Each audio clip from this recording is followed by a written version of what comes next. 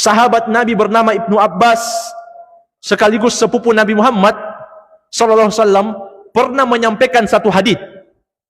Kemudian ada orang yang membantah beliau dengan ucapan Abu Bakar dan ucapan Umar.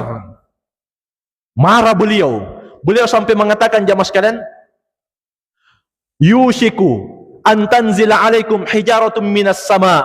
Hampir saja batu dari langit jatuh menimpa kalian. Kenapa? Aqulu qala Rasulullah sallallahu alaihi wasallam wa taquluna qala Abu Bakar wa Umar. Aku sampaikan kepada kalian bahwa hadits Nabi sallallahu alaihi wasallam bersabda seperti ini, maka kalian membantah, kalian mengatakan tapi Abu Bakar bilang begini, tapi Umar bilang begini.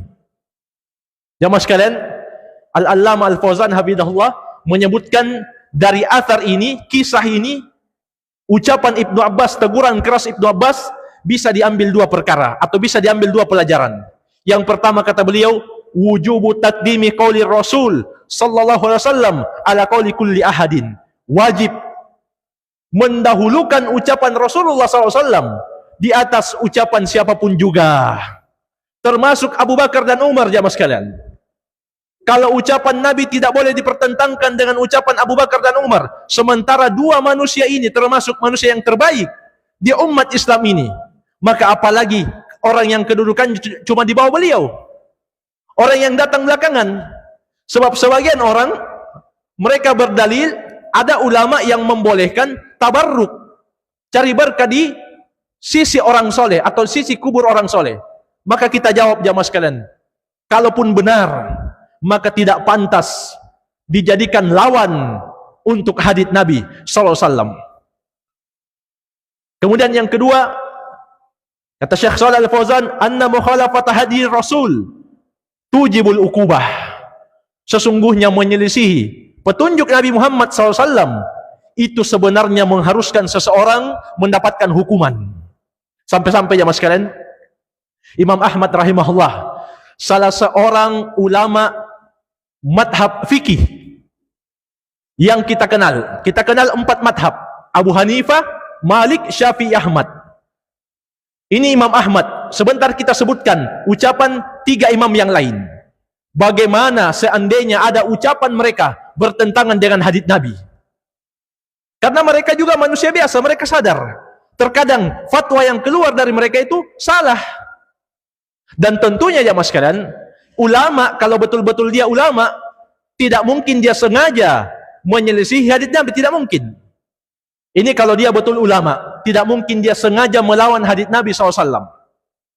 Kata Imam Ahmad rahimahullah, ajibtu liqaumin araful isnad wa sihhatahu. Saya heran, ada orang yang mengetahui ilmu sanad dan sahihnya. Maksudnya ilmu hadits. Dia tahu ini hadits sahih, ini hadits lemah. Yadhhabuna ila ra'yi Sufyan. Tapi mereka malah memilih pendapatnya Sufyan. Sufyan ini Sufyan Ats-Tsauri, ahli hadits, ahli fikih. Kata Imam Ahmad, saya heran. Sebagian orang itu tahu ilmu hadits, bisa membedakan yang sahih dan yang lemah, tapi mereka lebih pilih pendapatnya Sufyan. Wallahu ta'ala yaqul. Kemudian Imam Ahmad membaca firman Allah Subhanahu wa ta'ala, falyahdharil ladina yukhalifuna an amrihi an tusibahum fitnah. Hendaklah berhati-hati orang-orang yang selalu menyelisihi perintah Rasul, mereka akan ditimpa fitnah. Jamaah sekalian, kemudian kata Imam Ahmad, atadri mal fitnah? Tahukah kamu apa itu fitnah? Al fitnatu syirku. Fitnah itu adalah kesesatan yang puncaknya adalah mempersekutukan Allah.